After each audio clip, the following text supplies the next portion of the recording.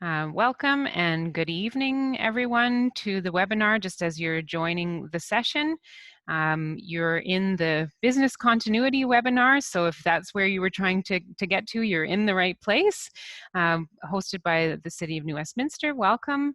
My name is Jennifer. I'm the Manager of Public Engagement with the City, and I'll be serving as the facilitator for tonight's webinar. We'll just give people a few minutes to join. We're set to start at 5 o'clock, so we'll get started in a few minutes. And I'll just let you know, if you're new to Zoom, you can use the Q&A feature to communicate with the panel this evening, and with our presenter, Lisa Benini, who we're pleased to have with us. So if you click on the Q&A button at the bottom of your Zoom window, you can use that to type in your questions for Lisa. Later on, we'll be doing a live Q&A with Lisa after her presentation. And if you need any technical support, you feel free to use the Q&A for that as well. And the staff team here will give you a hand as we're able to. Yeah, so welcome, and we're glad you're here, and we'll get started in a couple minutes.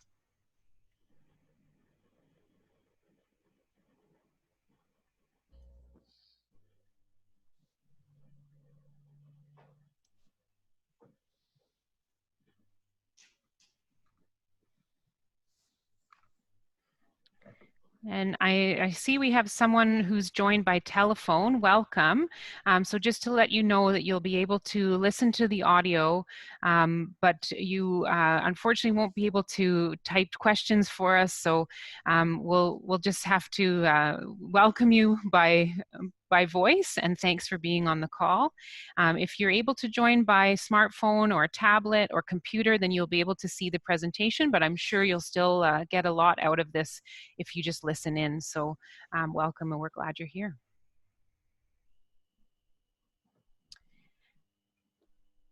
Yeah, so while people are joining the session, we're going to go ahead and launch a poll. So we've got a few of these for you throughout tonight's webinar.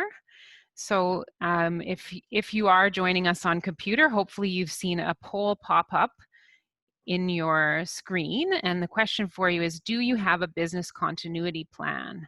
So if you go ahead and click your answer, then we'll share the results as well. I'll leave this up as we get the webinar underway as well.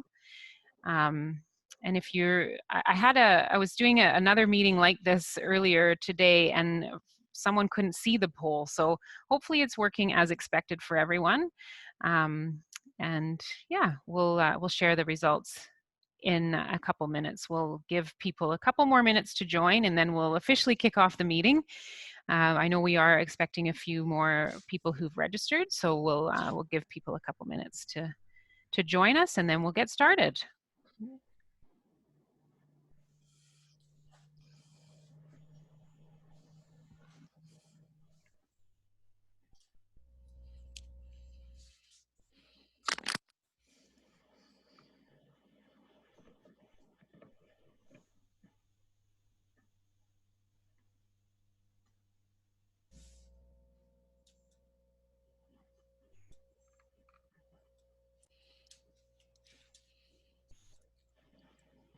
All right. Well, I will just say one more welcome, and thank you for being with us on this business continuity webinar hosted by the City of New Westminster. My name is Jennifer. I'm the Manager of Public Engagement for the City, and I'm going to be just helping to move us through our agenda this evening, and I'll be moderating the Q&A a little bit later after our presentation. So welcome, thank you for being here this evening. We do have a poll up on the screen, so if you haven't had a chance to answer that, please go ahead and give us your answer, and we'll share the results with everyone in just a moment here.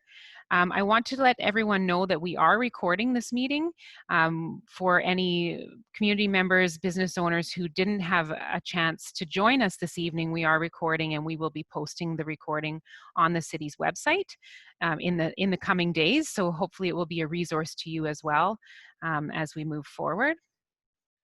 And I'll just move to the next slide, and I probably should show the poll results so that we can get that out of the way and you can actually see the slide. So let's do that.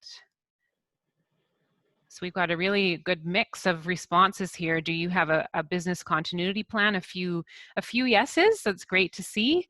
And some who are not really sure, or maybe maybe need some work on that. So, oh, and there's I'm not sure if everyone can see all the answers there. There's a few who definitely don't as well. So I think there'll be a lot that you can get out of this evening's session. So that's really great. Thanks for being with us. So we'll be doing a few of these polls as we move through tonight, and we have some for after the presentation as well. So hopefully we can keep it interactive and hear from you as well, in addition to the Q&A. So in terms of our agenda tonight, we are pleased to have Mayor Jonathan Cote with us, and I will turn it over to him in just a moment to offer us some words of welcome.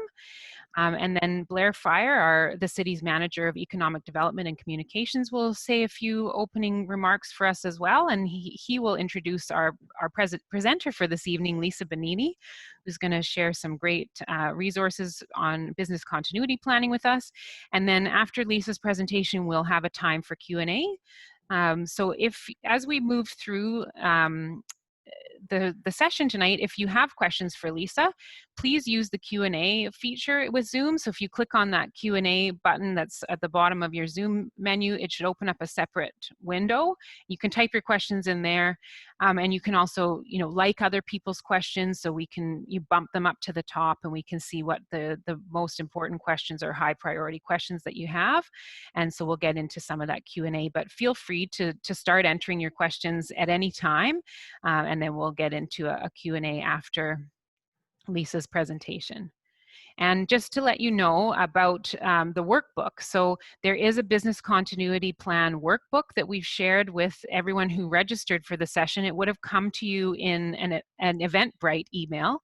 So in case you missed it, we have posted it on the city's website. So if you just go to the city website / business continuity workbook, you'll be able to open it from there. So that might help you if you want to follow along as Lisa goes through her presentation, or if you want to look through that and start making some notes or filling it out as we go tonight. Hopefully you have access to that, and that's all good. All right. And final notes from me is just a few participation guidelines for this evening. And this is more for once we get into the Q&A. And just the reminder that we have mutual respect for one another, that we challenge ideas but not people, and that we value diversity and inclusion. So all viewpoints, all ideas are welcome. And that we'll just do our best with the limitations of technology. I think this was originally intended as an in-person session, and the world looks quite different, and we know there's lots of Zoom fatigue, and we're all kind of doing our best behind a screen, but we'll do our best to make it as friendly and personal as we can tonight, and interactive with the polls and with the Q&A. So we'll all do our best with the limitations of technology and try to keep it as human as we can. So with that, I'm going to turn it over to Mayor Cote to just offer us some words of welcome, and thanks for being here, Mayor. Okay, well, thank you very much for the introduction, Jennifer, and welcome everyone to tonight's session. We know these are really interesting and difficult times, and we know our local economy is definitely going through some challenges with COVID-19. So, I think this session, among a number of actions that our economic development team at the city is doing, is really finding ways that we can help support the local businesses through this challenging time and evolving time. Even us as a city is having to go through a process of evolving how we do things. A session like this 4 months ago would have been done in person in a big event, and I think that's what we'd originally planned for this event and this speaker. But we're learning to do things differently and finding different new ways to support and connect here. And I think that's really a big part about what tonight's done is how can we as a city help support, how can we provide information to our local businesses to give them more tools to be resilient and be able to evolve in these changing and evolving times. So pleasure to be here, and want to welcome everyone here, and really looking forward, and hope people get a lot of value out of tonight's session. Wonderful. Thanks so much. So we've got another poll for you here that we'll do now before Blair gives us a few words of welcome as well. So here we're asking, what was the greatest challenge about the COVID-19 shutdown for your business? And we haven't limited you to only one answer. So we are looking to understand what kind of your top challenges were, but you can choose more than one here. So we'll just give everyone a couple of minutes to respond to this poll. And then I'll introduce Blair to share a little bit more about some of the things that we're doing from a city perspective to help support local business. That's great. Keep those answers coming in. We've got people actively putting in their responses, and I'll share the results in just another minute or two. We'll give people a bit of a chance to get their answers in.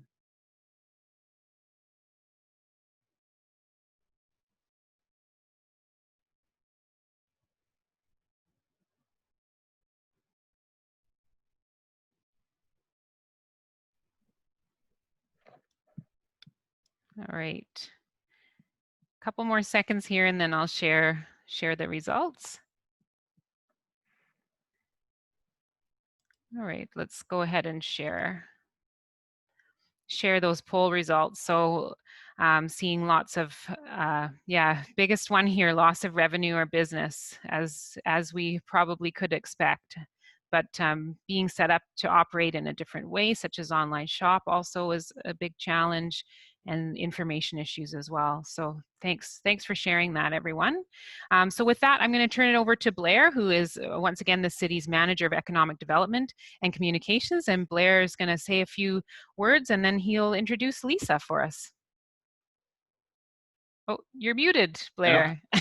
We're going to make this as human as possible, and I did that once again. So sorry, everybody.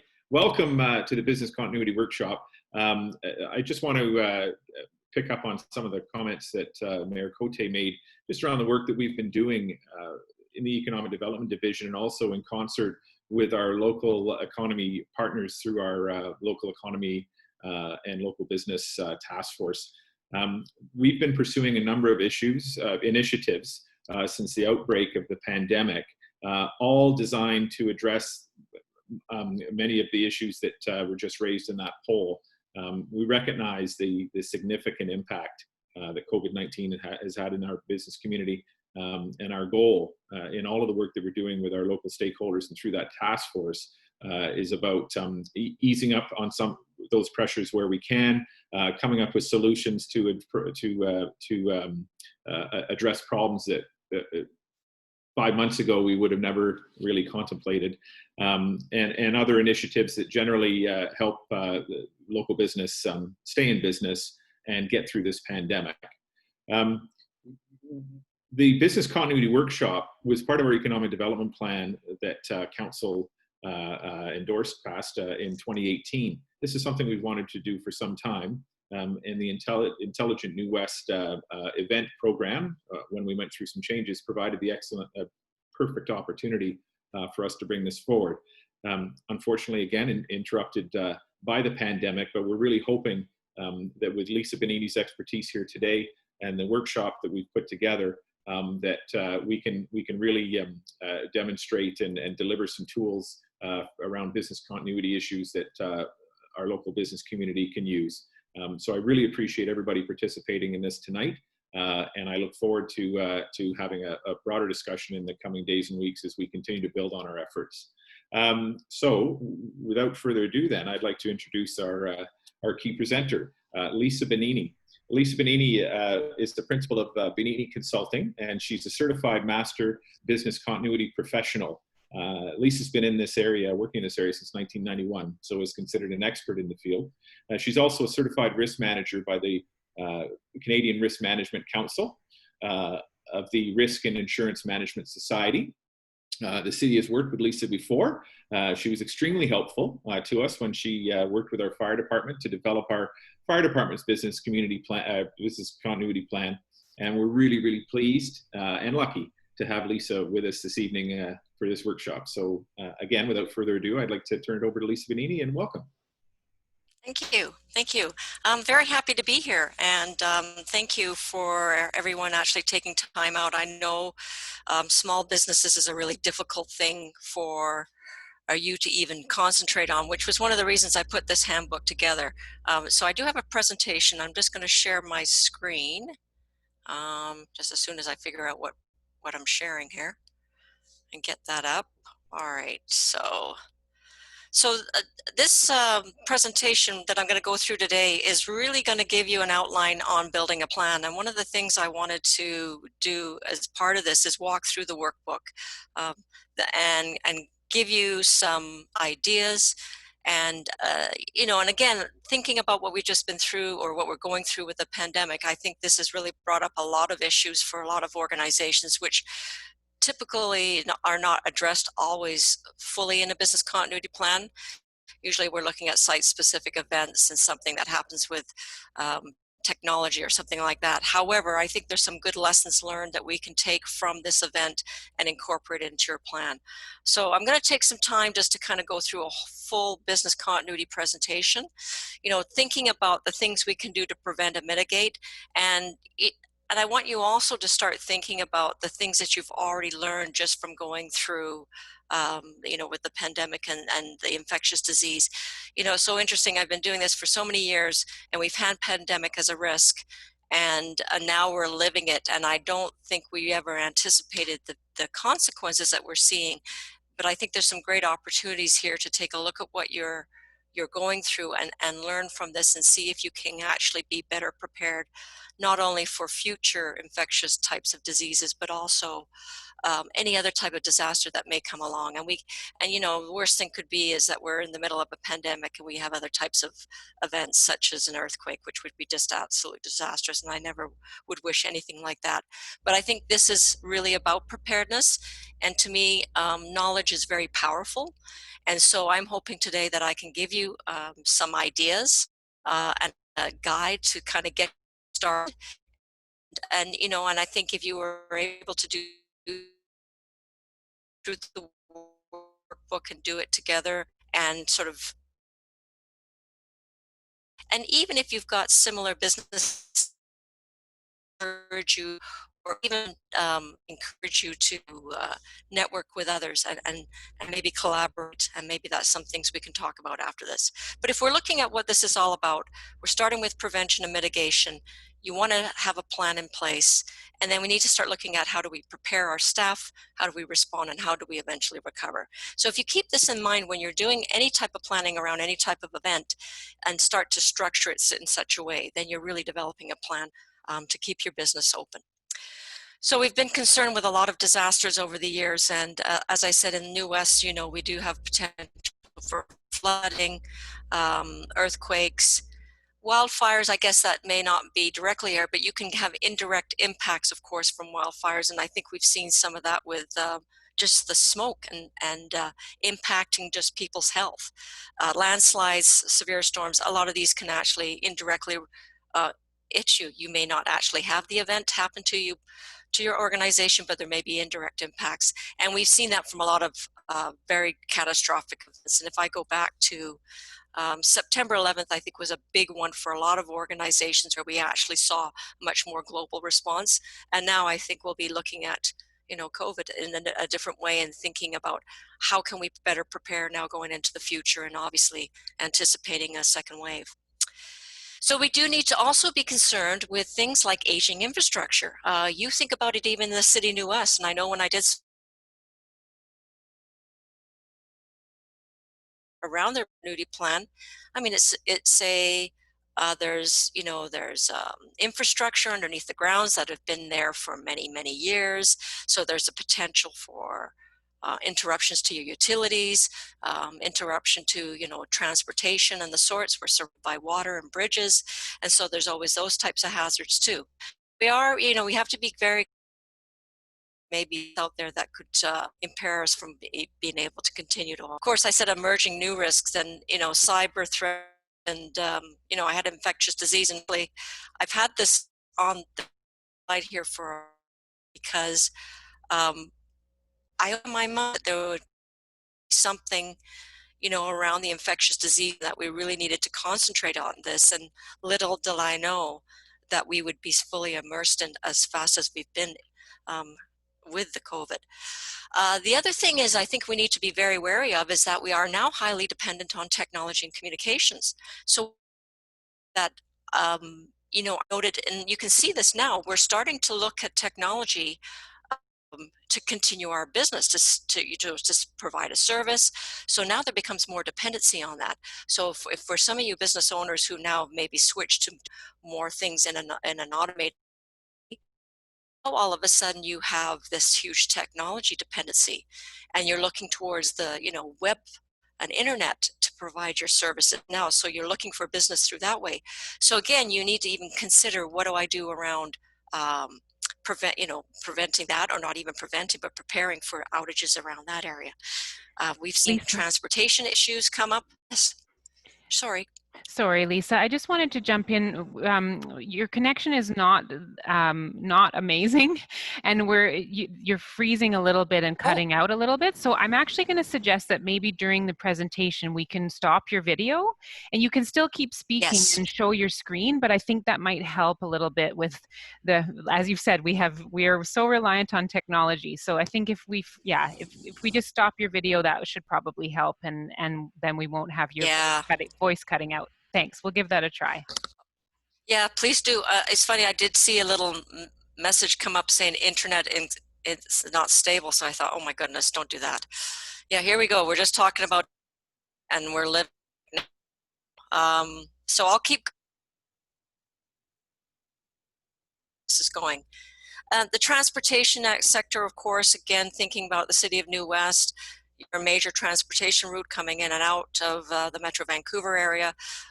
So a lot of you may be highly dependent on that products getting to your place of work. The other thing we've been dealing with over the last few years is adverse weather conditions. This has been very much typical now. Fires and flooding, we've seen that in the province. Weird weather. I mean, look at the summer right now is non-existent, so we've seen things there. So these are things we all need to be concerned of, because obviously they will have huge impacts. Oops, sorry, going the wrong way. Okay. And so when you're doing business continuity, one of the things that we kind of say is, like, think of what could go wrong.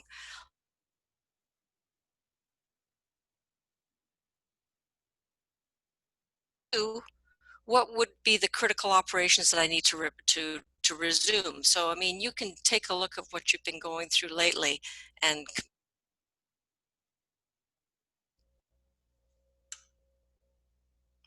okay. So let's just go into the workbook. So I prepared a workbook that was originally designed through small, and then we adapted here for the city of New West. This template you can take away and you can start filling it in. So these were the resources that I actually used to help build this, as well as just my experience working with a lot of small business actually over the last, say, 3 or 4 years. I've been trying to help small businesses be better prepared, because I really do see the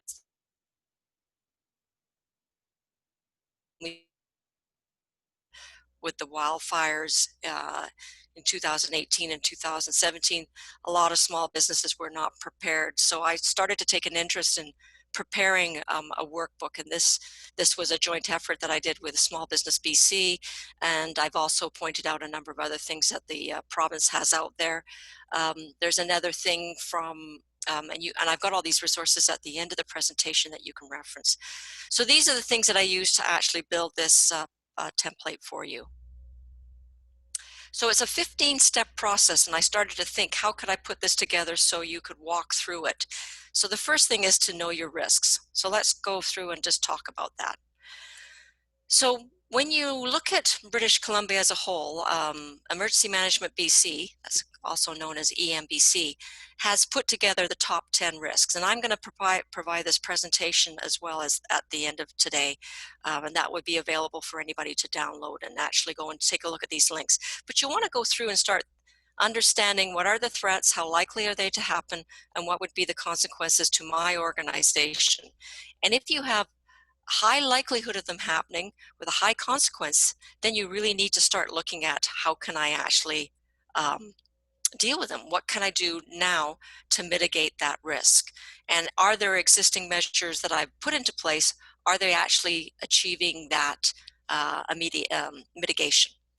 So what I've done here is I've put together like a template, which you'll find in the workbook, where you can go through, and I've listed a whole bunch of different threats and hazards, and you can go through and assess the probability versus the severity, and there's a scale for doing that, and it will calculate the total risk, and then you can start thinking about different ways you can minimize it. The next thing is that once you understand what your risks are, then you need to think about protecting your people. So the first thing you would want to do is start looking at, where do my staff live? Are they able to work? If I actually set up an evacuation plan, at least 2 exits, and I've got assembly locations, that one that might be close to my business, that's further away if there's something that's hazardous and they have to go away, or get further away from your business. Do I have the shelter in place? Again, if you look at the city of New West, there is a lot of dangerous goods that go by road and by rail every day. So there is the potential risk for some type of a hazmat situation and not leave your place. So can you actually shelter inside and protect your staff as well as your customers? Have you trained your staff with first aid, or how to operate an automatic internal defibrillator? Have you actually designated someone to be a go-to person? Business owner, you may be there all the time, but what happens if you're not there? Is there somebody else that becomes that go-to person that if something happens, people would take their lead? So think about having that kind of go-to person who had access to your premise, know the passcodes and passwords if to get into your and then the other thing is having an emergency kit on site, and then of course making sure that staff have their own kits and then do the drills. The other thing you want to do is consider if you've got any special needs employees or even guests, and how do you deal with mobility and hearing and vision and language issues when. So plan ahead so you can actually communicate effectively. One of the things I think is really important is if you can get your staff prepared. So, I encourage you to also talk to your staff, put them, reference this material here, also reference Prepared BC, agency for preparing for emergencies, has great guides, household preparedness guides that will help people set it up, even getting emergency contact information, like how do you get a hold of your staff and how do they get a hold of their significant others. And then depending on the business that you're in, you may want to be educating your guests. Again, it might depend off what kind of a service you are and if they're on your premise for a long period of time. Let's say you've got a B&B or you've got a hotel or something like that. You may want to actually do a little bit more work around that. Then the other thing is, of course, is a lot around diseases. So I think we've learned a lot the last several months around to infectious diseases such as the COVID event.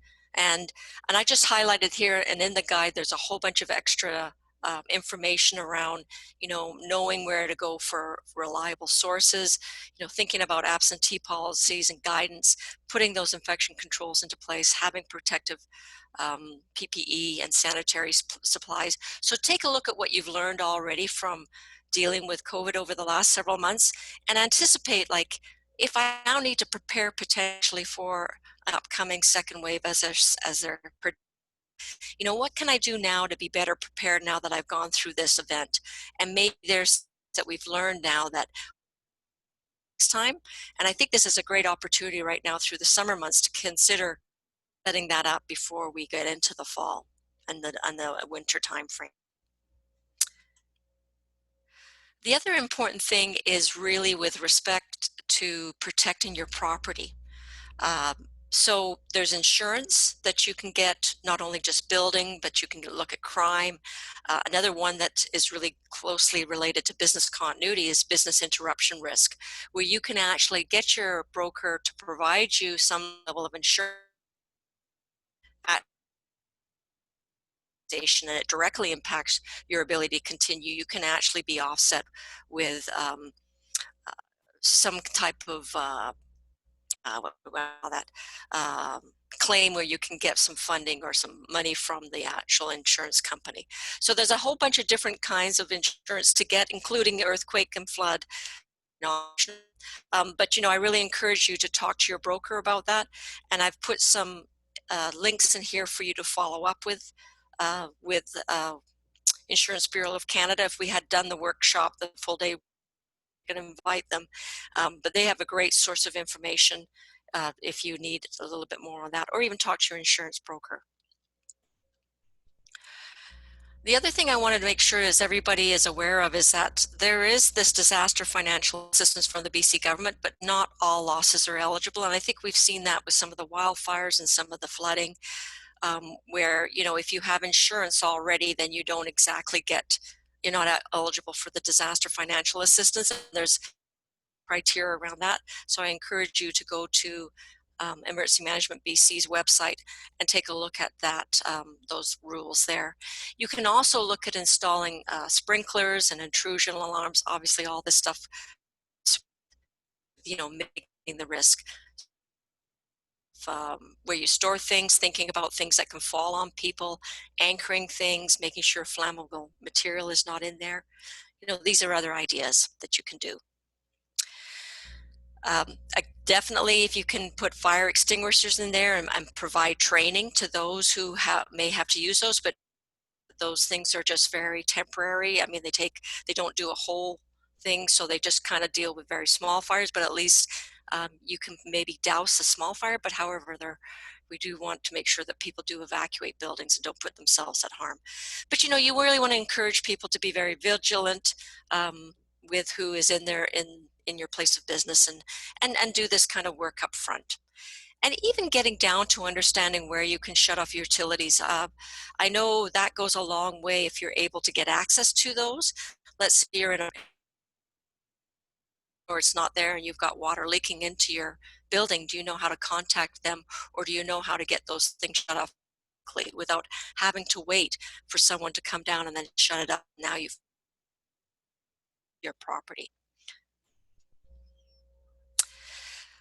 The other thing you can take care of is then, depending on where you are, is if you've got critical assets on the ground and you're a floodplain, think about things like that. Take your critical assets out of the basement because water does flow down. Anchoring cabinets, heavy objects being anchored, and search for. Now, the next thing you want to start thinking about is looking at your operations and the type of services you provide. Can you actually, if you have an impact to part of your business, are you able to concentrate on trying to recover those that are most critical to you? And it all depends on what type of a business you are, but one of the things business continuity tries to do is take a look at what you do as a business and prioritize what you need to recover first. And it's usually those things that are time sensitive or could have huge consequences to you. So you may be legally obligated to continue with some type of service, so you might be looking at that, or you might be held through a contract. So if you breach your contract, you may have some type of consequences there. So those might help you determine what's the most critical things to recover first. Same with financial obligations. If you have things where you need to get your revenue going again, then you probably want to focus your attention on that first and not do other things. So you really take time to think about what those are. Oops, sorry, going the wrong way. This will always depend on what type of a business you are, but can you perform them somewhere else? And for some of you small business people, this is not always an easy thing. You just can't, go somewhere else. You could start looking at this as another business, for instance? Or is there other real estate around that I could get into quite quickly? So think about things like that. Can I bring staff in and work on bringing back critical stuff first? So can I do some kind of strategy, and resources what I need to do that? How long can I actually tolerate not doing for my business? And that kind of gets into a lot of times with your computer systems, if you're highly dependent on those, how long can you actually go without your systems being available? Can you actually run manually for a while? What does that look like? They start thinking about those things now. Wait till a disaster happens. And the other here is really knowing your people and how you're going to reach them. I can't underestimate the importance of contact lists, and if nothing else, is really having good contact lists of how you're going to reach your staff. How do you get them outside of business hours? What about if there's an emergency at your place of business and you need to get a hold of their emergency contact? Do you have that information at your fingertips? Is it all on the computer? What happens if the computer goes down? You can't get access to it. Do you a lot of people are now using the cloud and putting, and it is all dependent on technology being available. So I'm still kind of part of that old school where contact information, I usually have a hard copy somewhere with me. Sometimes I even have it on my cell phone where I'll have all my staff listed there, and then that way I could easily start doing the call out. So think about how you would do that.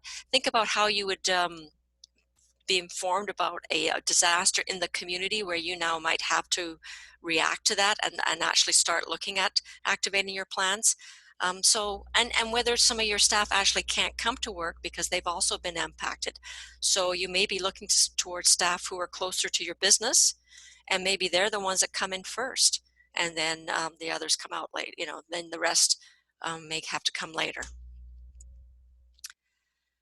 Think about two-way communication. So not only staff get a hold of you, but how you get a hold of staff. And as I said, I just mentioned some of that. You might have also special skill sets. And also understand if your staff have roles within your community to do some type of emergency response. Maybe they're a volunteer fireman, or they're a volunteer for the emergency social services or something like that, so emergency social support within the community. So find out if they're readily available as well. So there'll be contact list is really important. Also, when you are looking at your staff, think about getting an understanding who are the key people and whether you have appropriate backups. So again, if you're the owner of a business and you're unavailable, who is sort of second in command, who can stand into that position and keep going. If you have other key people in your organization that know how to do certain things, are there others that would know what to do if that person was unavailable? So kind of go through looking at your staffing, a complement, and then take a look at where they also live, because obviously being in the Lower Mainland, you have a lot of, you could have potential issues with your staff getting to work, coming across a bridge, coming from other parts of the Lower Mainland. So really get into understanding where your staff are, and who's the primary, who's the backup, and who's kind of first on the scene and might be that first response team to kind of start dealing with situations. Do your cross training, authority around making decisions, financial expenditures, and all that kind of stuff if necessary. If staff can work at home, obviously that works for some businesses, but not for everyone. Can you do different shifting? Can you do offer your business at different time, which I've been seeing lately? But think about all those different options. The next thing is to take a look at your key stakeholders. So again, depending on the type of business you are, you will have different key stakeholders, not only your clients or your customers, but your suppliers, vendors, maybe business partners, obviously the public entities, the city themselves. All these people are part of you being able to do your business. And one of the things you need, how do I get a hold of them if I need them for for a certain service or product, or I need to get information from them. So start thinking about building contact information around who these people are and how I'm going to get a hold of them. How are they going to get a hold of you if they're a critical partner or a critical supplier? And start setting up those business relationships now, and find out what kind of business continuity plan they have, and to ensure that, you know, if you don't have a problem and they do, that problem doesn't become your problem. So have that conversation with them in advance. The other thing you want to do is to take a look at also where your vendors and suppliers and your business partners are. Are they in the same ground as you? Would they have the same problem you would have if there was some type of a disaster? Can I find another alternate supplier if that one ends up being in a certain geographic location? So start to look at that. It's always interesting when you start looking at suppliers and where they're from, and whether they have backup or whether you have another source.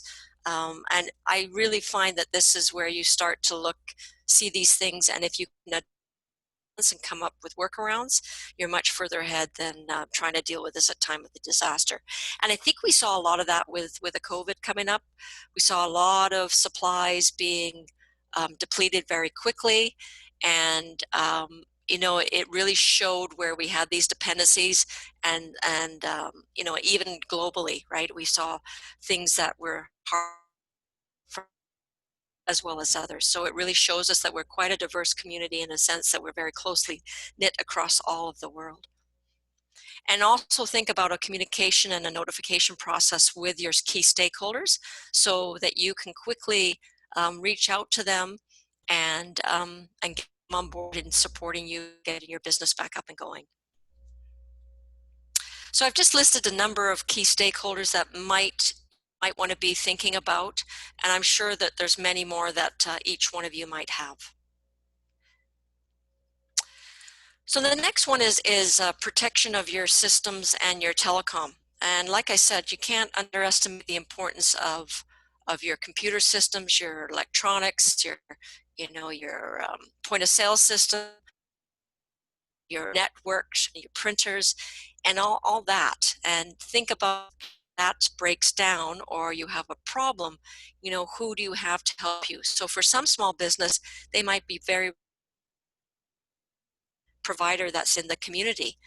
Well, if there's a number of you that have an event and you all are going to be calling Joe IT guy, and Joe, the first call Joe gets, I mean, he's helping that client, and now unfortunately he can't help you. So, you know, kind of think about those things when you're in a small community, like, you know, well, not a small community, but where you may not have the depth of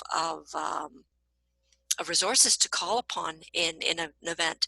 And sometimes I have seen that with small business where they do rely either on an internal source.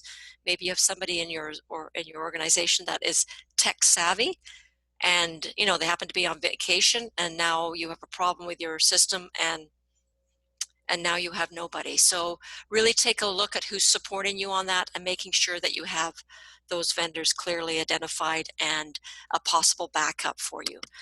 So for sure, I mean, I've just listed a whole bunch of stuff there, even getting to your telecommunications side, even, you know, your point of sale system and all that kind of continuity, connectivity, and having good plans around that really goes a long way, especially now that we're in such a digital world, and a lot of our business is currently being done like this, and so you definitely don't want to get hit with that. And also just being very cognizant of like things like cyber too right now, because there is a lot of those scams out there. Make sure your hardware and your software is protected, and we've talked about that. Maybe some of you might have all your data, hopefully you're backing that up, by the way, and that's either going up to the cloud or somewhere safe where you're taking those, you know, that backup home every night, or taking the computer home, whatever you do, just think about that. Think if you have to shut down your system, does that mean, how is that done? And when you have to restore, you know, will it be able to recover quite nicely? I've seen a few people go through things like that and never shut down their systems, and then had an outage where they've had to rebuild, and they'd never done it before, and that's when they find out their backups don't actually work, or they've been corrupted, but nobody ever tested it. And I've talked about alternate, software and hardware, and making some arrangements, even considering things like rental, backup, outsource providers to help you. And the other good stories on your computers. And then you've got your login codes and passwords. I mean, obviously, don't make sure they're protected and that they're not easily accessible, but to those. So make sure that more than one person to that. I got an internet problem coming up again. Hopefully you guys can hear me. And I've also put a website on here for a privacy expert where you might want to get a little bit more information on protecting your information, because that's a big thing these days. So, this person was, we were going to have at the workshop, and but we've left this link in there for you to maybe connect with and get some more information. So think about if the landlines go down, a lot of people say, oh, well, I'll just use my cell phone, but then remember you want to make sure you can operate your business using your cell phone. Can you call forward your main line to your cell phone? Can your cell phone handle it? Do you have chargers for your cell phone? So think about that. Can you transfer it to another location potentially? So think about that too. And the other thing I just started to mention, which was around the physical records, a lot of organizations will have hard copy of records. Now I know a lot of people also have everything electronic, is good too. So, but do take a look at your physical records if you do have any, and ensure that they are protected. As simple as some type of a plastic, what they call those Rubbermaid boxes could go along in protecting those hard copies if you have a flood in your building, or, as we said, sewer or pipes burst. Even protecting, maybe check stock or other types of stock in a waterproof, fireproof vault. Even your cash, if you keep cash on hand, some of you will obviously have protective vaults, and hopefully those are waterproof and fire vaults. So just some reminders there about that. Again, defining what is critical and how you store it is really an important step to take, and making sure that you're following whatever kind of legal or financial requirements that dictate how you save your records. And, again, I just think about one particular case where I had a company who had all their records in the basement, and they went back many, many years, and they had a lot of personnel records down there, and they had a very hard time trying to recover those because they were all damaged, and it was kind of disappointing because they had never had a chance to scan them onto the system. It was one of those things where I'll get to it maybe next year, and that next year never came, and then they lost all those files. And we've seen that with some of the organizations that went through the wildfires, as well as the flooding in other parts of BC, where they lost product, which of course is replaceable, but they lost a lot of their records, and lost their computers. In fact, some of them, I worked with a food bank in Yorks, and they lost everything, including their computer and all their files and everything. And it was really one of those tragedies that they had never really thought about that happening to them. So, I bring this up just to ensure that you guys have thought about it too. But here's some examples of vital records that you might want to think about. And it may all depend on what kind of business you're in, but make sure they're protected and they're definitely accessible. And if they are on the electronics, just occasionally make sure that you're able to retrieve them, especially if they're on any kind of special medium. A lot of times we used to have a lot of stuff on old discs, CDs and stuff like that. Hopefully you don't have anything like that anymore, but there might be some around. And then, of course, look at your data backup. Are you doing it daily? Are you doing it weekly? Are you doing these incrementals and full backups? Can you actually recover? How much data can you actually afford? A lot of companies are now looking to the cloud. I have stuff on the cloud, but I also have an external drive as well where I keep my data. I actually have 3 places, just because I just don't trust everything.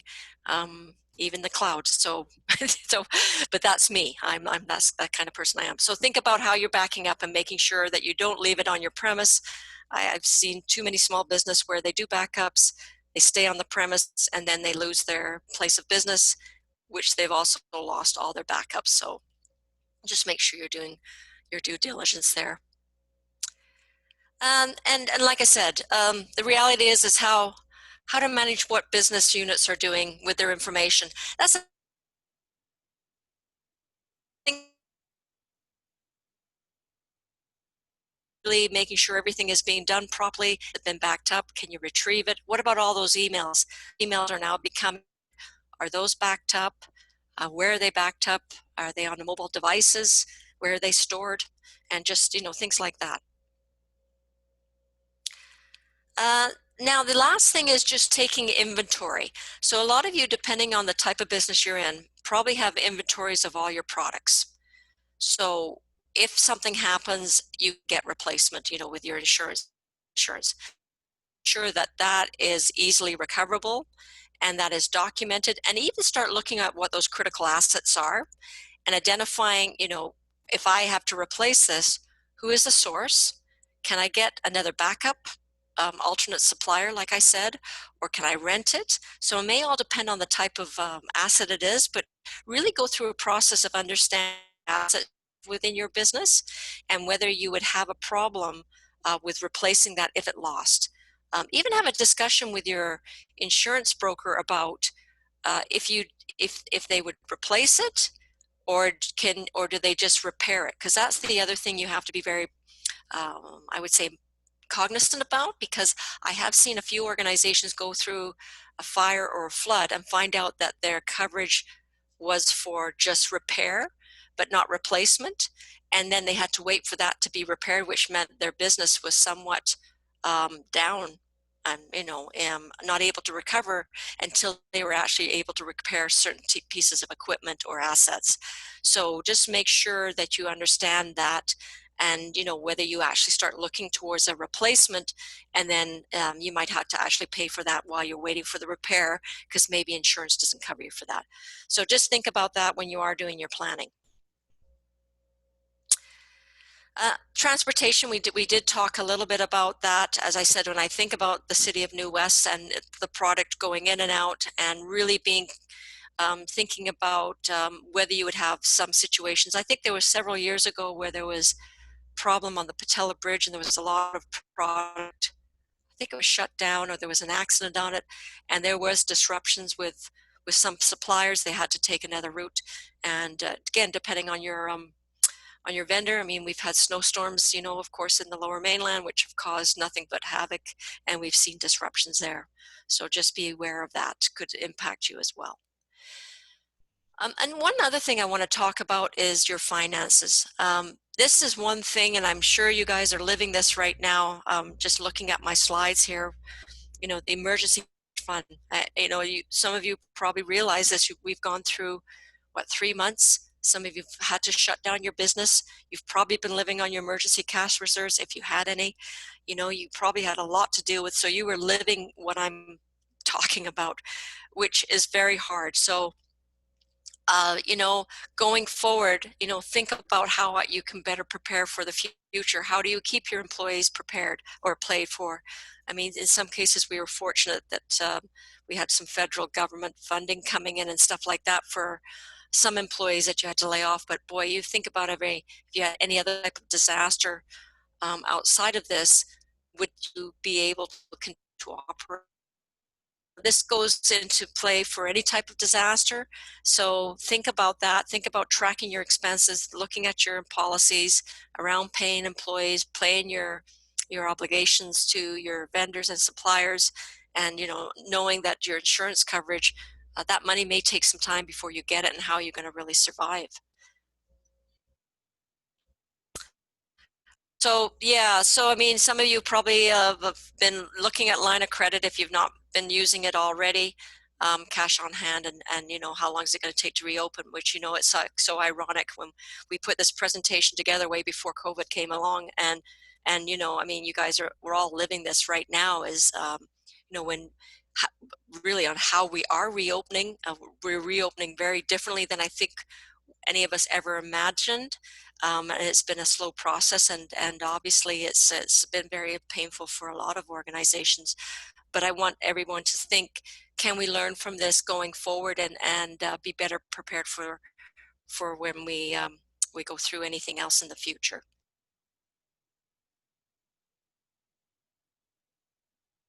Think regarding these points on your finances, and and there's a sheet in the guideline to help you walk through that. The other thing is just to talk about is where to relocate.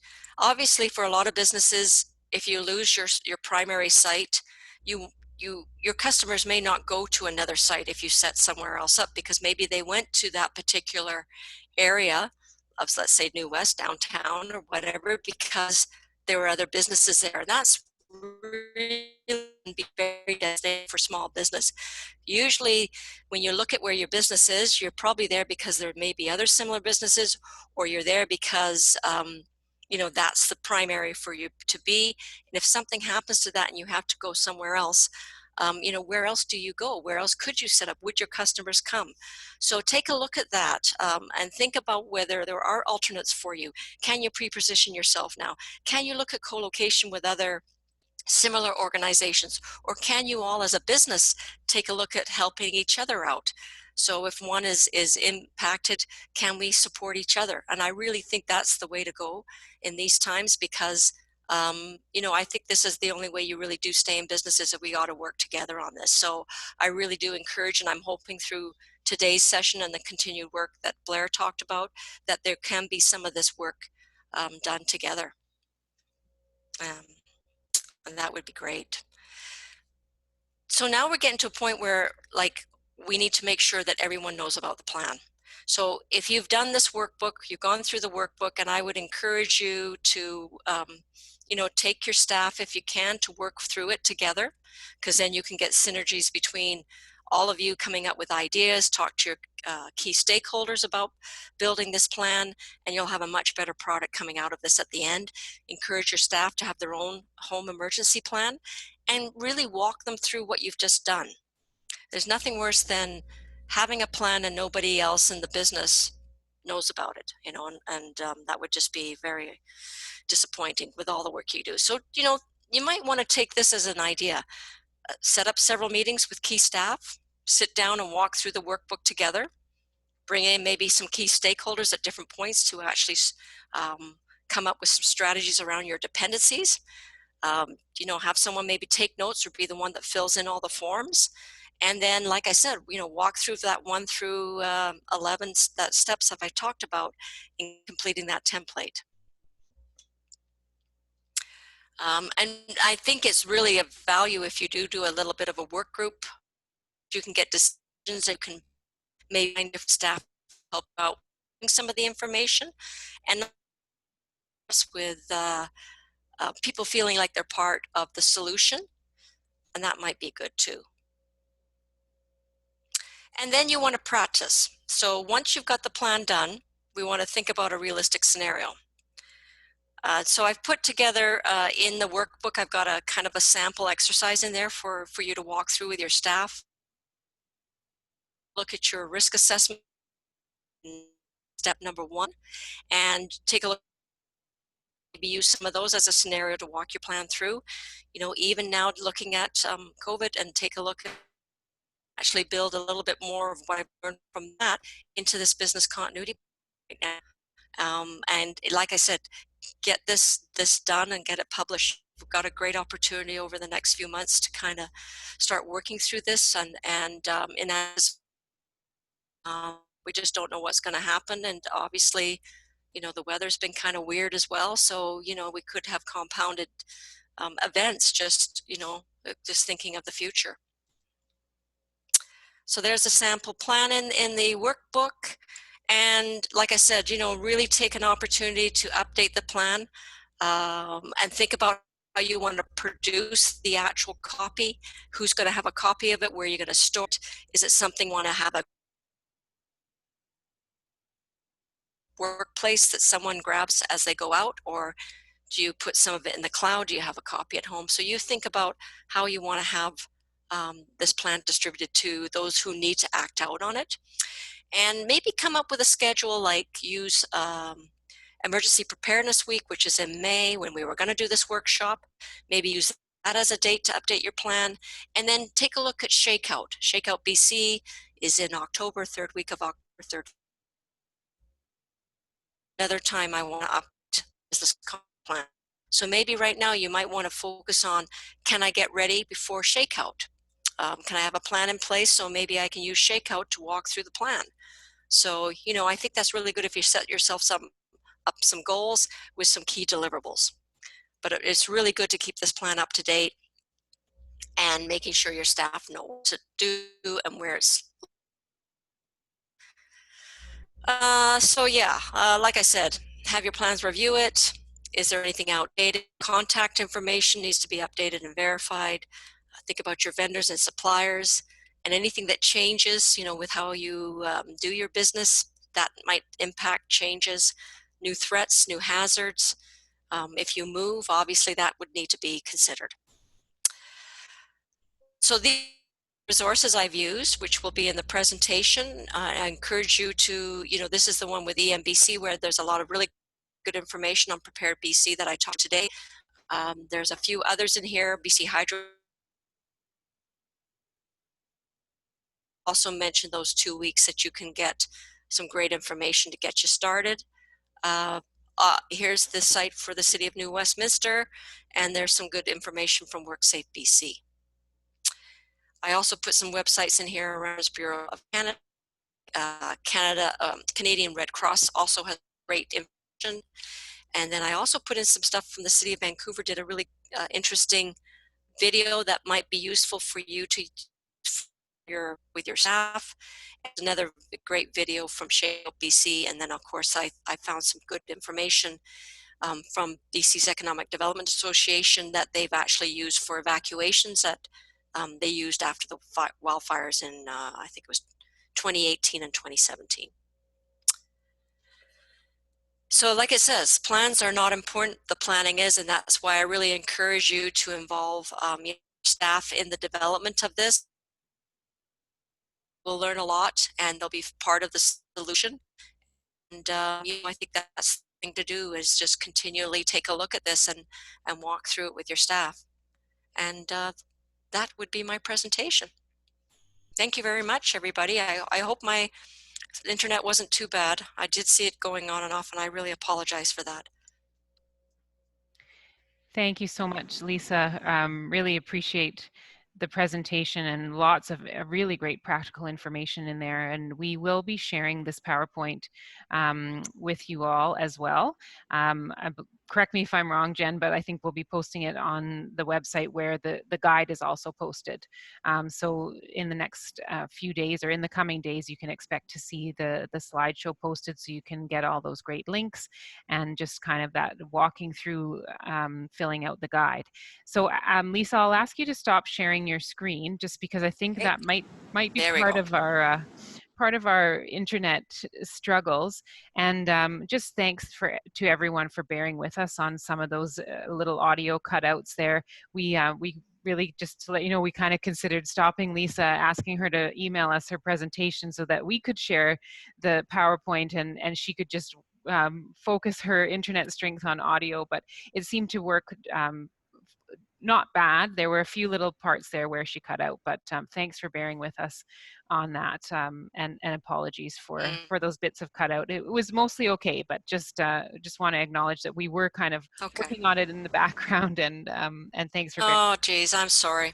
No, it's yeah, all okay. You know, yeah, who would have known? I mean, sometimes it gets like, I see the internet coming up all the time, so I do apologize for that. Hey, we said we were going to do our best with the technology, and that's what we're doing. So let's go ahead and get another poll up, and then we've got a couple questions coming in with the Q&A. So we'll do some Q&A. So if you have questions for Lisa, please go ahead and type those into the Q&A. And we've got a poll here. Now that you've lived through COVID-19 so far, we're almost 4 months in, what would you have done differently for your business? And this one, you can also choose multiple answers here. So we'll give people a few minutes to think about this one, read through the options, and answer the poll. What might you have done differently if you could do it over again? Great to see the answers coming in, and we'll share those again, of course. We'll give people a minute or two.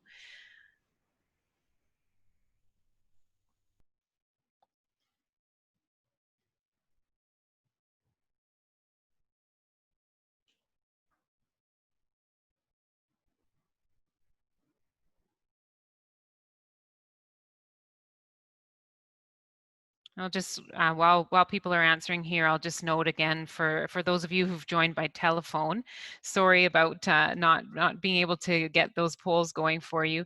Now that we're moving into the Q&A, I'm actually going to enable it so that you can use the raise hand feature also to ask your question to Lisa.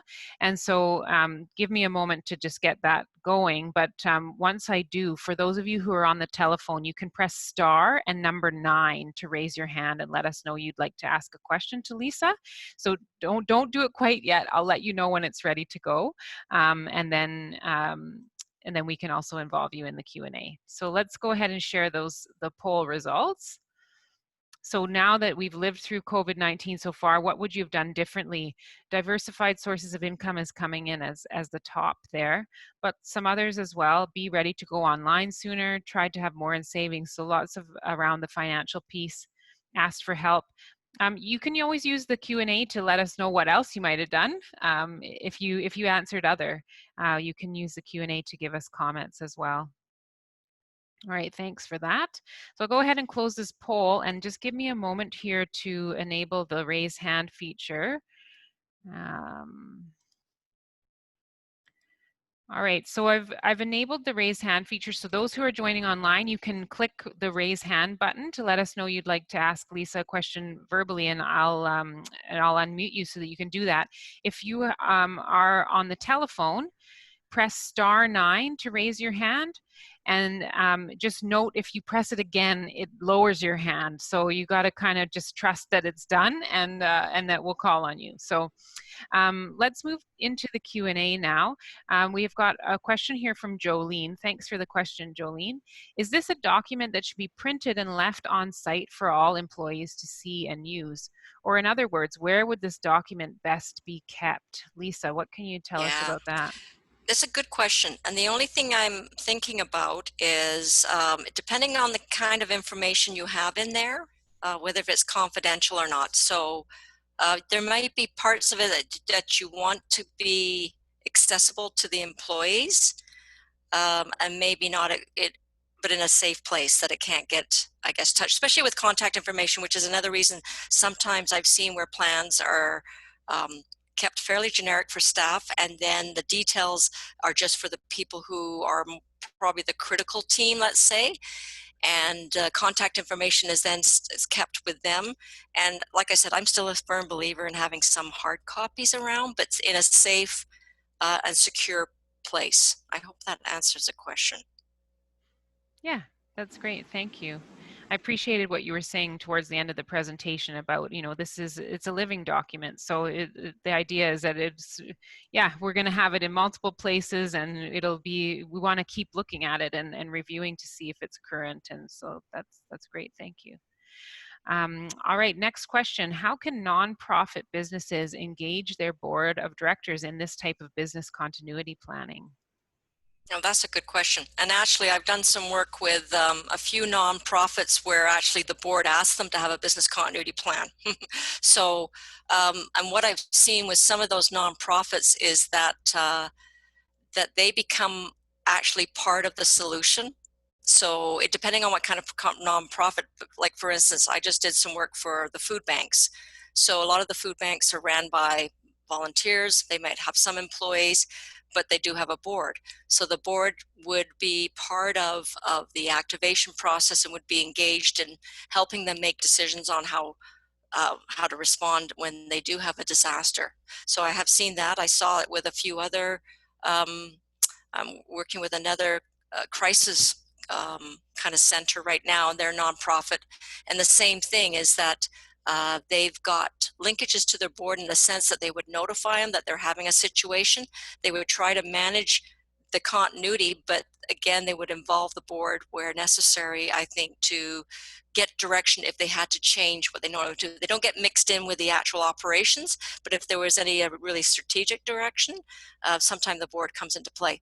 But it may just be dependent on what kind of nonprofit you are, because I've seen them either just sort of be out there as a, sometimes they're spokespersons for the nonprofits, but they don't get intimately involved in the operations part. So, but they would be communicated with, you know, during the event. I hope that kind of answers it in a roundabout way. Great, thank you. All right, next question here from Jolene. If our business does not have the resources or time to complete the entire workbook, what would you recommend as the most important items to complete? Oh, that is a very good question. I would definitely get your contact list done right away for your staff and especially your key stakeholders. I think a lot of times that stuff can take you a long ways, because if you can communicate with your staff and your key stakeholders, then everything starts to come into play. I would also make sure that you look at your systems, your technology, because if I find a lot of people are so highly dependent on the technology now to do their business, and making sure that you have either a very good technology plan, recovery plan, and that you've done good backups of your data so you can recover. That would be another area that I would spend time on. And your communication system, your communication plan around how you're going to communicate out to the community, to your clients, to your customers, to your key stakeholders, and making sure that they know that you're still in business and that you're managing it. And you know, everything else kind of comes to play. But I think the only other thing what I would say is depending on the type of business you are, and you have key products or services, that dependency thing, and having that conversation with your dependencies on making sure that they've got a plan too. So that might be just as simple as that right now, just to get going, and everything else falls into place. Thanks.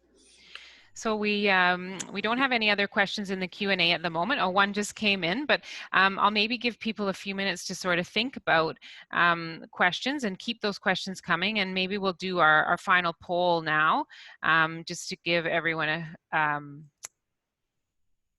couple minutes to get their questions in. So our last poll is about second wave. I think something that's on our minds a lot these days. Do you feel confident that you're ready for a second wave? So let us know where you're at with that. And we'll share the results. But yeah, something that we're all kind of, it's top of mind right now as we kind of wait and see. So much of COVID is uncertainty, and we're going day to day almost. And please do keep those questions coming, and feel free to use that raise hand feature if you'd like to jump in and ask a question to Lisa by voice.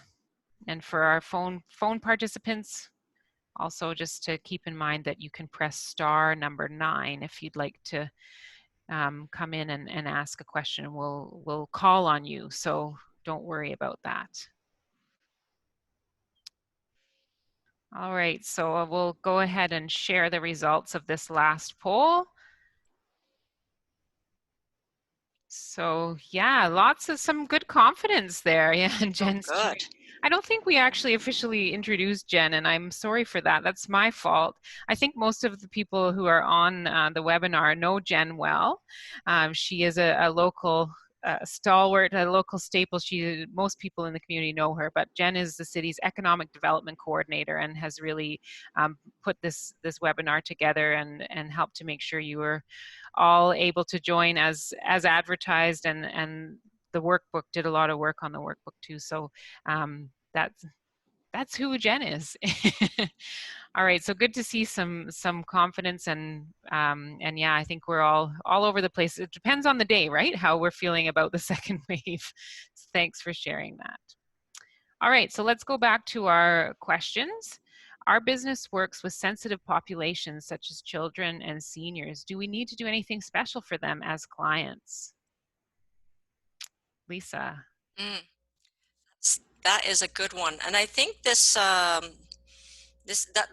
of makes me think about some of the work I've done with some other nonprofits where they've got vulnerable populations, and I think it's really important for you to have a discussion. I'm going to put this back to the City of New West, because I think in a disaster situation, when you think about, and I know the city is always very concerned about vulnerable populations, but I think there needs to be a balance between how you can work together on that.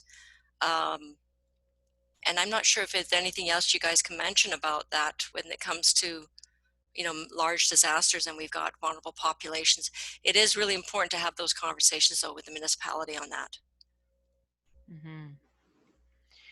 Yeah, and I would just, I don't know too much about it myself, but we did set up a working group at the city for, well, two actually. In our COVID response, we had a at-risk and vulnerable populations working group, and also a seniors and persons with disabilities working group to really, have and those are multi-stakeholder groups as well. So it's led by the city, but lots of local nonprofits were joining in those working groups, and really a lot of great tangible responses were done through those two groups, working groups that are still ongoing, but we were able to do, food services and a lot more as well. So it's a joint effort, I think, when we have those sensitive populations in a disaster situation, and it takes a village, right? So yeah. So I would just add that. So we've got a comment here in our Q&A. Jen rocks. Thanks for that. We think so too. We appreciate it. And next question, how can employees in lower levels, staff, not managers, help with this plan development? Oh, I think it's really important. I find that if you can get staff involved, they can come up with some great ideas. And like I said, just identifying where staff, what their abilities to support you in the sense of a continuity issue. Are they able to support you? You willing to support you? The other thing is that I do find that when you do engage them, they're kind of like, well, no one's ever asked me if I wanted to be involved, and I'd like to, or maybe they can't. So, I think there's different ways you can do it. I definitely think you need to make them aware of what the plan is. And you really do want them to also be prepared themselves, because if you're really, and at the end of the day, you want the community to get back up and go again. And so we really are all interconnected. So it's important that it really works together. So, you can have sessions with them to talk about emergency preparedness, what they've got at home, are they able to even support you in an emergency? Because maybe they've got young kids at home, so they can't come to work and other things. So it's good to involve them in that critical staffing planning, and then getting them to, be involved with emergency preparedness planning too.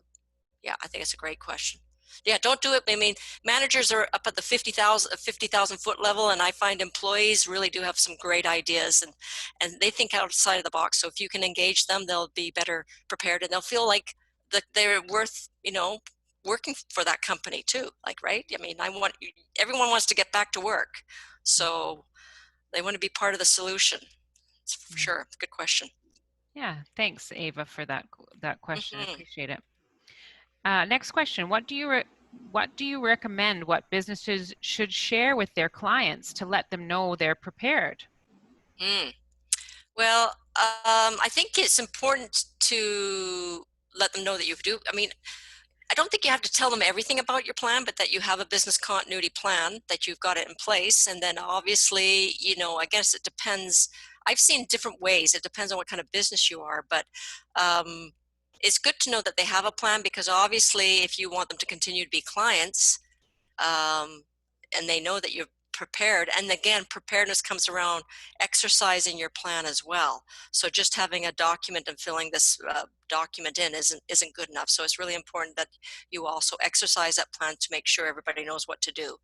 But you might want to show them that, you know, you've done your, you don't need to show them the plan itself, but that you've got a plan in place and what their expectation is. Like if you're not open, how are you going to communicate with them? Are they going to come up to your door and see a sign, or are there other ways? A lot of you now have Facebook and Twitter, so you can quite quickly get communications out to them to let them know, hey, I'm still in business, I'm okay, I've just had a phone outage, and do that through Twitter or Facebook or something. So, you know, you might want to even talk to them about how well to communicate with each other so that if there is a disruption, you can let them know that either you're okay or you know, you're not open right now. So that might be another good way of letting them know that you have a plan in place and this is how they can communicate with you and back and forth. Yeah. Thanks. Great, thank you for that question. Next question is from Aaron. Is there a possibility of another session to follow up once we have drafted a plan? Ooh. I'm going to put this question over to Jen. I was actually anticipating that someone might ask this question. So I appreciate that you've asked it because it actually tells me that there's a need for it. So it is something we'll absolutely consider. And I do have all the contact information from participants from today. So as long as you're signed up, I can make sure that you know when we do schedule something. I'd like to have something. We just need to sort of put all of our little ducks in a row and make sure we can do it. You're absolutely welcome to email myself. It's jarbo@newscity.ca. And if you have a burning question or would like to connect with Lisa Benini for some one-on-one sessions, that's also totally fine. And I'm happy to pass you on that way as well. But I do appreciate the question because it does tell me that there is a request for it. So thank you. Thanks for that, Jen. And when we're getting ready to wrap up, I'll put up a slide that has Jen's contact information. So for those of you who don't have it, we'll post that on as we're getting ready to wrap up. Next question from an anonymous attendee. How can WorkSafe help businesses at this time? Lisa, I don't know if you have a lot of information about this, but I'll turn it over to you. I do know, I believe that WorkSafe has put out some best practices around the virus. I honestly haven't looked at their website lately. I think I myself have been following, you know, the provincial health officer and what information has been coming out from that source. But it's a good question. But I wouldn't be surprised if you went to their website. I'm sure they've got some stuff on how to, you know, safely operate, especially under the conditions we're in, which I'm sure must have been vetted through the provincial health officer as well. So yeah, I'm sorry, I can't really answer that question because I haven't gone there lately. I do remember when I was originally doing pandemic planning many moons ago after SARS, that we did engage WorkSafe BC with the practices that were coming out. So I wouldn't be surprised if they have been involved already. Yeah, and so Jen's going to jump in here with a follow-up. So WorkSafe right now has some really great guidelines that are developed either by sector or industry related to recovery and reopening strategies. They're really well developed and organized. They're templated materials, but they're useful in that it tells you what you have to consider. Having business continuity planning is also helpful in terms of if you have, say, an occupational health and safety committee, you know, operating through your company. So WorkSafe also takes that into consideration when they do their regular inspections, is talking about how well prepared you are. And it's all part of just strengthening your business. So WorkSafe wouldn't necessarily have some sort of specifics to say, but they would definitely be pleased, I think. Great, thanks for adding to that, Jen. So we've got a question from Lavana here. Why would they shut down the business for a second wave? And I'm not too sure exactly who they are, if it's the provincial government or potentially that Lavana is referring to. So maybe Lisa, you can jump in here, and you have done some other some work during SARS, and maybe you could tell us about some of that, or that background, or anything you may know about, how a second wave might be handled. I don't know if anyone has those answers at the moment. We're waiting on public health. Exactly. I think just if you listen to, the provincial health officer, Dr. Bonnie Henry, I mean, everyone talks about it. And it's what's, I think, very interesting right now is that you kind of watch what's going on in the United States, and you think that, like, we're kind of going down and we're doing very well, kind of speak, but then you take a look at the United States and you see that they're just keep going up and up and up, and you wonder, well, would there even be a second wave the way things are going? So they talk about it. I don't know much about it other than when you read about it, they talk about that the virus will sort of go away for a while and then suddenly come back. So they talk about it, so I guess that's the whole thing, is that we should probably somewhat be prepared for it. I think things like when they open up the borders and people start traveling again, I mean, you just look around the world and you just see it happening in different countries where they spikes. And so to me, I don't know if there will be a second wave, or will there be just a continuation of what we're seeing. So it's so hard to really answer that question. Because I'm just looking at what I see on the news and stuff like that, and what you hear. But even regardless of the second wave, I think you just need to be prepared for any type of infectious disease now, right? Let's take this as a terrible event. What can we learn from this, and how prepared can we be? Whether there is a second wave or not, it's hard to say. What happened, we don't know. Maybe the virus mutates and comes back completely different. Maybe a whole new virus comes out. I think, but it's so prepared. It's just like the earthquake. We know we're going to get one, but we don't know when, so we continuously prepare. Mm-hmm. So, Mm-hmm. yeah. Thanks for that. Not much to add on that one. Yeah. I think we're all looking for guidance from our public health officials and from government to know, if and when a second wave happens, and if and when we're asked to close things down again, right? It's a wait and see, I think, for all of us. Please do keep your questions coming if you have them. This is a great opportunity, and we have Lisa here with her expertise to answer your questions. We are scheduled to go until 7 o'clock, but we certainly don't need to take the whole time if everyone feels that they have the information they came for. I'm just going to go ahead and share my screen with that kind of final bits of information. So that people can see if you have any follow-up, how to contact Jen. And we will certainly look for an opportunity to have a follow-up session and work, maybe do some more concentrated work on those plans, or have a chance to review them, or maybe something along those lines. I know Jen will look at some options. Thanks, Carla, for the thank you. We're really pleased to have a good group on this webinar tonight, and it's really quite timely. I know it looks different than what was originally planned, sort of for emergency preparedness pre-COVID, but it is really timely to be thinking about that second wave and potential second wave, or just even as you look towards recovery for your business. So thanks so much, everyone, for your questions, for your interest. And as we said, we'll be posting the video from this webinar, and we'll be posting Lisa's slide deck as well with all of those resources. So Lisa, do you have any kind of final thoughts for us? Any encouragement for the folks who have joined us this evening? Any words? I mean, just that book is there for you to use to get a plan in place. Don't expect perfection. I can tell you, just try to get some of it done, and then just continuously work on it. Maybe even just have a session with your staff to talk about different types of scenarios and what you would do, and flush that out that way. Just start doing some work towards it. Like I said, the contact information is invaluable when you need to get a hold of people. So that would be one thing I would start on, but you got to start somewhere. So, baby steps.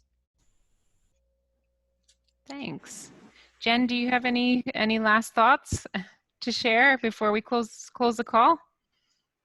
Just wanted to say thank you to everyone for registering. It's tough to choose a time when a webinar is going to be a good time for people. So thank you for attending the webinar today. I know that 5 p.m. to 7 p.m. wasn't ideal for everyone, but 7 p.m. to 9 p.m. wasn't, and 1 to 3 wasn't. So we kind of decided this one felt like the most sense. So thank you very much to everyone for attending. The business information page around COVID information, you can find that on the city's website. It's newwestcity.ca/COVID-19 business. And there's tons and tons of resources. I spend a lot of my days looking for resources, looking for possible funding opportunities or business continuity planning, checklists and whatnot.